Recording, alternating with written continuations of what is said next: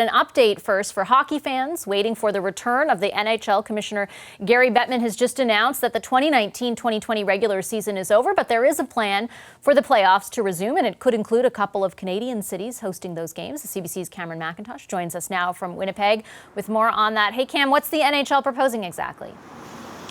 Well, Vashi, what the NHL is proposing here is a 24-team Stanley Cup playoffs up from the traditional 16. Now, what that would mean is that teams that were basically secured or guaranteed a playoff spot would get them, but this would also include teams that were just on the fringe. So a team like the Winnipeg Jets here in Winnipeg that was sitting in 9th place will get to play in this tournament. They would play Calgary. I can tell you amongst the local fans here, there's a lot of excitement about that. That's an old rivalry from the 80s.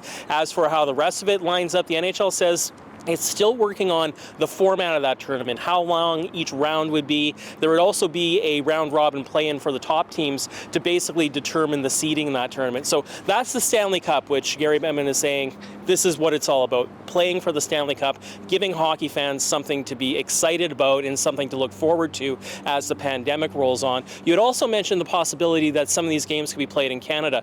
Right now, there are 10 cities on an NHL shortlist to serve as two hub cities. Basically, one city would host the Eastern Conference, the other city would host the Western Conference. Toronto, Edmonton, and Vancouver are on that short list right now, although the commissioner says it will be some time yet, probably a few weeks, before they make a final decision on which cities will actually host this. It's all going to depend on the virus and what health officials have to say. As for the whole proposal, Gary Bettman saying today that he understands that not everyone's going to be happy with this, but he says it's the best they can do in a bad situation.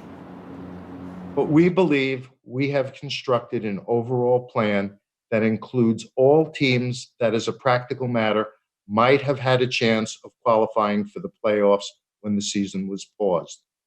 And this plan will produce a worthy Stanley Cup champion who will have run the postseason gauntlet that is unique to the NHL.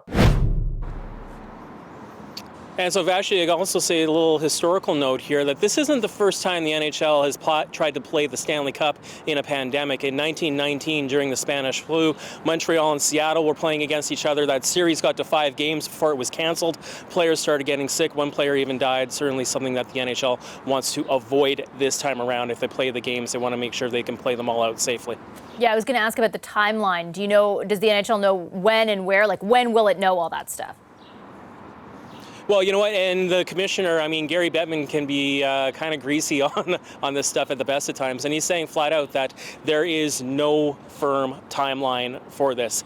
Players will start skating informally in their various cities sometime in early June. Training camps wouldn't actually start until early July, sometime after July 1st. That means puck drop would come sometime, maybe late July, early August, again, provided all of this comes together on time. And I say there's a role here also for the provincial and the federal governments in Ontario, Alberta, and British Columbia. None of this would happen.